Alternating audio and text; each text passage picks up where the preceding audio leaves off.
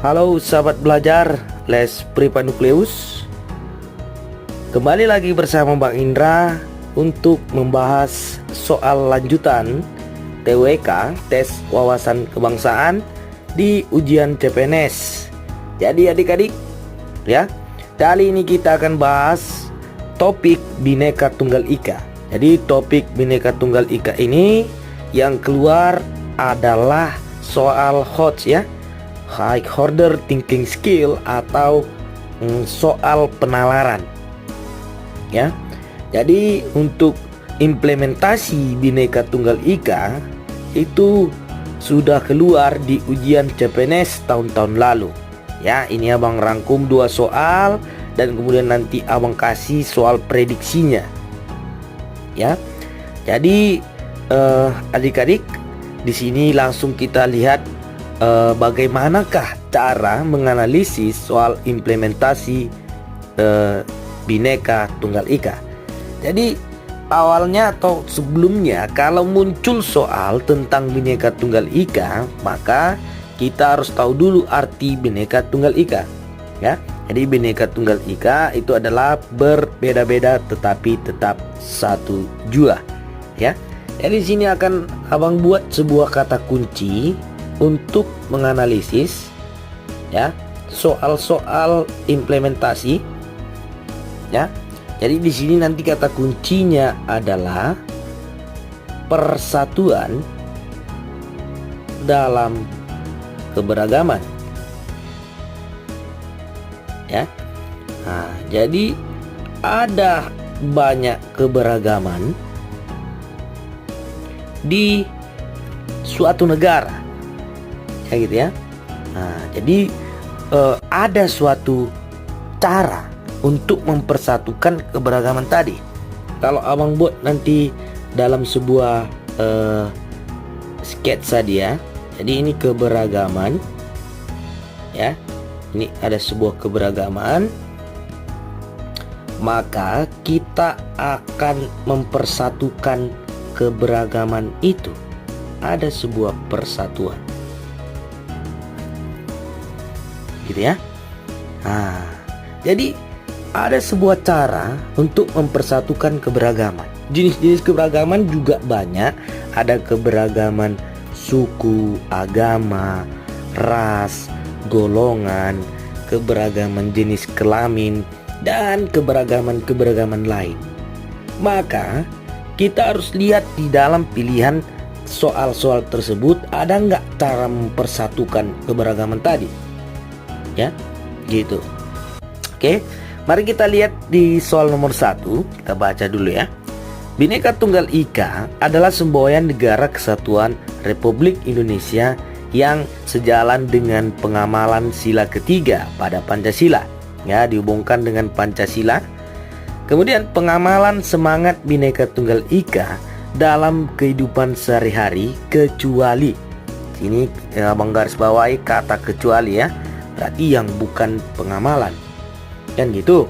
Untuk pilihan A, B, C, dan E, kita harus lihat ada nggak ya, ada nggak cara mempersatukan keberagaman gitu ya. Bagaimana konteksnya dalam pilihan? Mari kita lihat. Jadi di sini yang A, saling menghormati di dalam keberagaman suku, agama, ras, dan golongan untuk memupuk semangat persatuan dan kesatuan. Ini jelas pengamalannya. Kenapa? Di sini ada saling menghormati gitu ya. Saling menghormati itu adalah cara untuk mempersatukan keberagaman ya. Nah, gitu. Jadi di sini kata kunci di pilihan yang A adalah saling menghormati ya.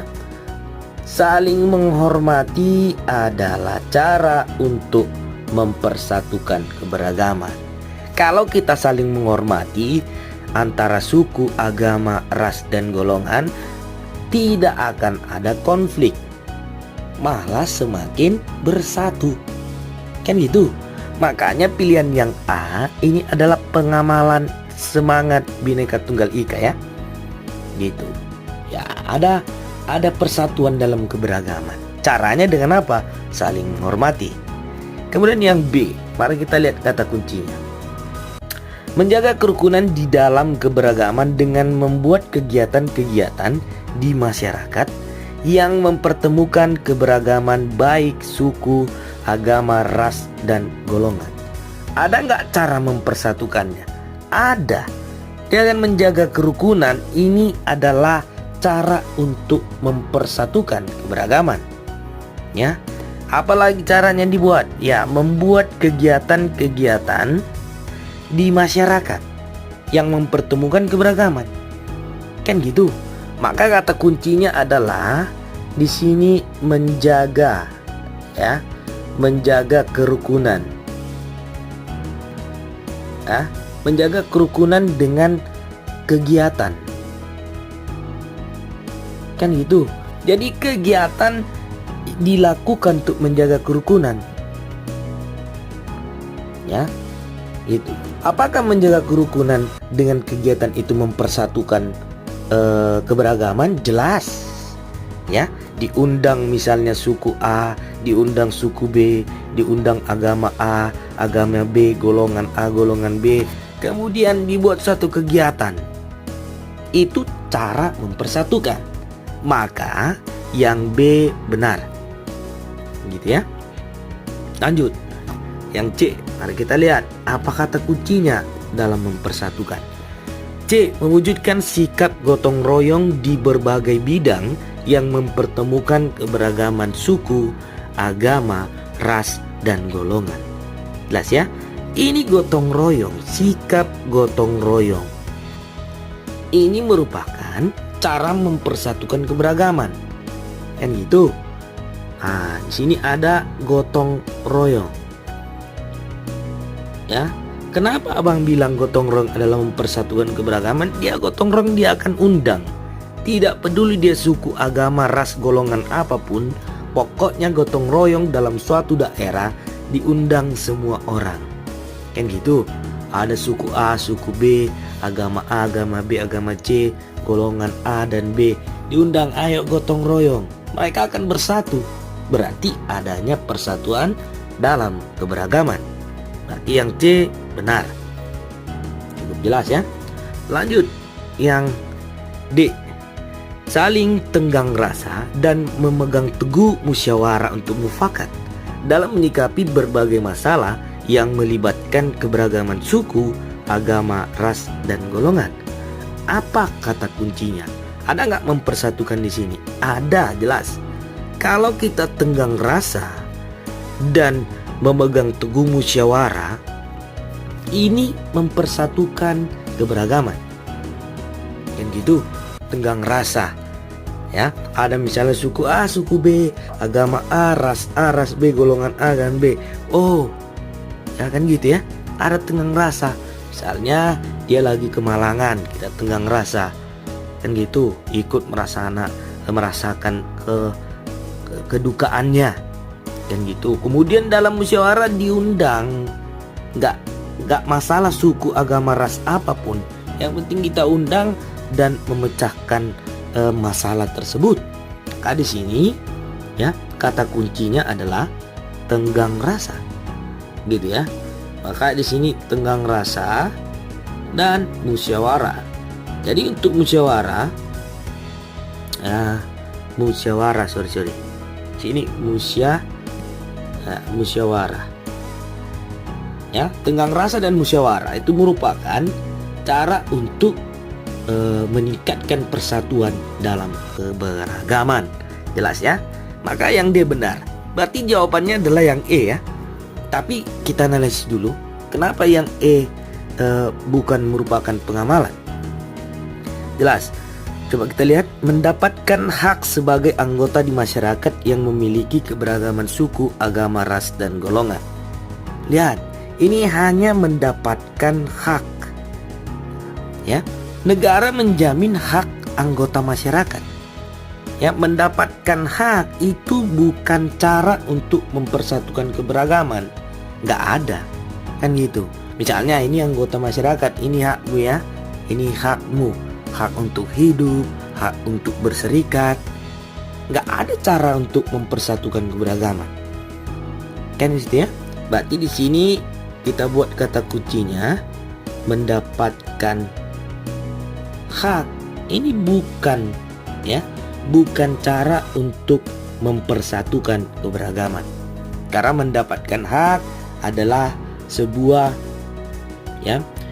penghargaan dari negara kepada anggota masyarakat dimanapun ia berada. Oke, jadi cukup jelas jawabannya E ya.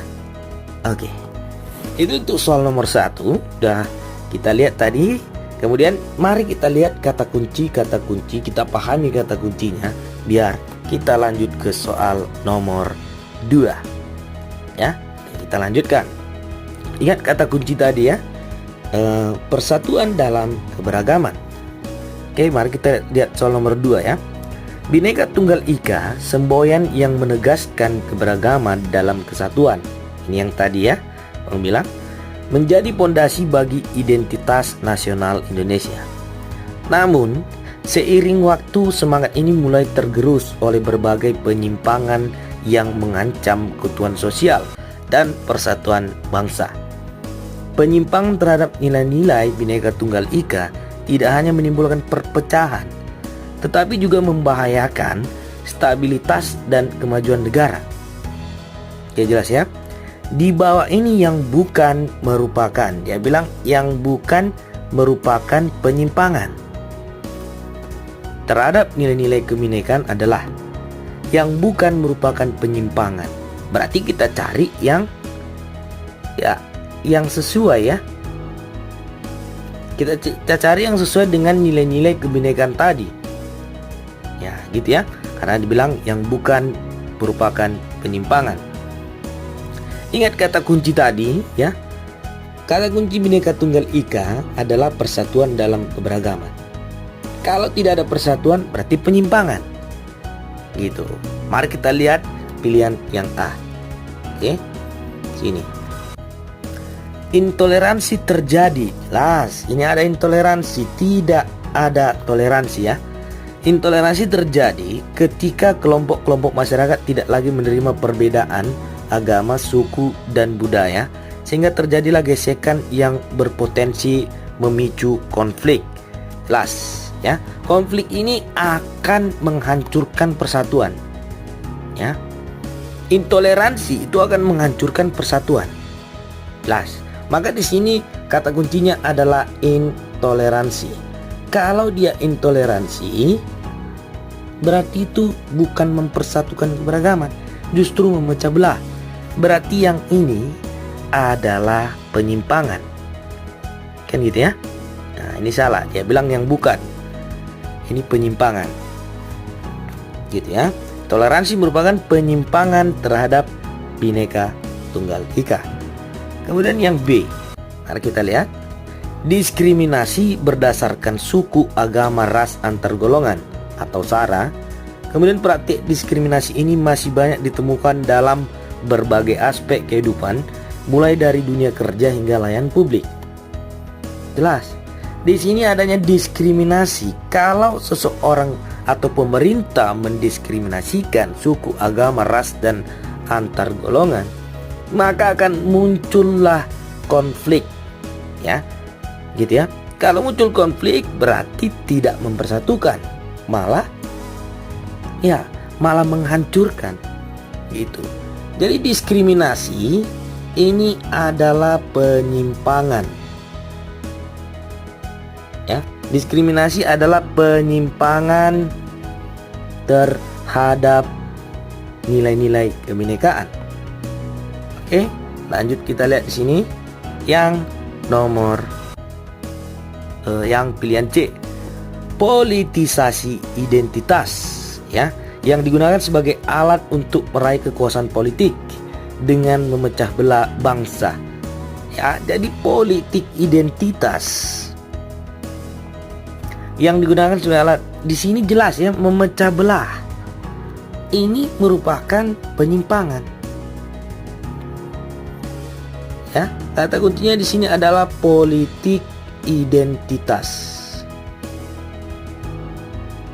Ya, politik identitas adalah menggunakan identitas diri supaya dipilih oleh rakyat atau dipilih oleh warga negara.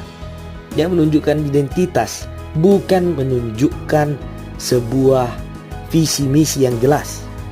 Ya, misalnya ada suku A, aku suku A, karena kamu suku A, ayo pilih saya. Padahal visi misinya tidak jelas. Kebijakan-kebijakan yang dibuat pada saat dia berpolitik tidak jelas. Jadi dia menonjolkan identitas diri untuk dipilih. Ini bisa memecah belah bangsa, gitu ya. Nah, kenapa? Karena suku lain yang melihat dia tidak senang mungkin. Jadi terjadilah konflik dan tidak bisa atau bisa memicu ya memecah belah, kan gitu. Oke, yang C salah karena dia adalah penyimpangan. Kita cari yang sesuai tadi. Kemudian yang D, gerakan-gerakan separatisme. Ya, jelas ini udah kita bahas kemarin ya. Separatisme adalah gerakan memisahkan diri dari NKRI ya, atas dasar semangat kedaerahan yang semakin banyak, masif dan terorganisir. Jadi gerakan separatisme ini ya, ini bukan mempersatukan, malah memecah belah. Gitu. Dengan semangat kedaerahan. Oh, mungkin kita daerah A, kita harus merdeka. Ayo sama-sama ya. Suku yang sama dengan aku, ayo kita akan merdeka. Kita mau keluar dari NKRI. Itu adalah memecah belah. Kan gitu. Ini bukan yang positif. Ya. Oke, berarti jawabannya yang E ya. Cuman mari kita analisis. Melakukan aksi damai di kantor pemerintahan yang dihadiri oleh warga negara dalam keberagaman suku, agama, ras, golongan untuk memprotes kebijakan pemerintah yang semena-mena. Jelas. Di sini ada merupakan aksi damai. Ya, aksi damai bisa dilakukan oleh warga negara ya, gitu. Tapi di sini jelas dihadiri oleh warga negara dalam keberagaman suku. Berarti diundang kepala suku, kemudian tokoh-tokoh agama dan golongan-golongan yang ada di Indonesia. Mereka akan bersatu dan membuat aksi damai, gitu ya. Misalnya aksi 1000 lilin, aksi-aksi yang lain untuk memprotes. Di sini ada sebuah musyawarah, ya gitu ya, untuk mempertemukan keberagaman. Berarti ini memperkuat persatuan, gitu ya. Di sini ada aksi damai dalam keberagaman. Ya, aksi damai merupakan perwujudan mengemukakan pendapat ya di depan umum, tapi dengan cara damai ya, bukan dengan kekerasan juga, gitu. Ya. Jadi pilihan yang E adalah pilihan yang benar karena sesuai yang diminta tadi, yang sesuai atau bukan merupakan penyimpangan. Berarti jawabannya adalah E. Oke. Jadi di sini ada Bang kasih satu soal, yaitu soal prediksi ya. Ini soal prediksinya langsung kepada diterapkan ya, harus diterapkan dalam dunia kerja di instansi pemerintah, gitu ya. Jadi adik-adik, Abang simpulkan dulu ya. Jadi untuk menganalisis soal Bhinneka Tunggal Ika, jelas adanya sebuah persatuan dalam keberagaman. Persatuan dalam keberagaman bisa dilakukan dengan banyak cara. Mungkin dengan saling menghormati, menjaga kerukunan, gotong royong, tenggang rasa, musyawarah, dan bisa juga dalam aksi damai dalam keberagaman. Kemudian untuk penyimpangannya banyak ya, ada intoleransi, diskriminasi, politik identitas, separatisme. Itu adalah pelanggaran-pelanggaran. Ya. Jadi adik-adik kerjakan soal prediksinya. Sampai di sini dulu perjumpaan kita untuk bahas soal TWK topik Bhinneka Tunggal Ika. Tetap belajar di rumah ya. Salam pendidikan, salam nukleus. Terima kasih.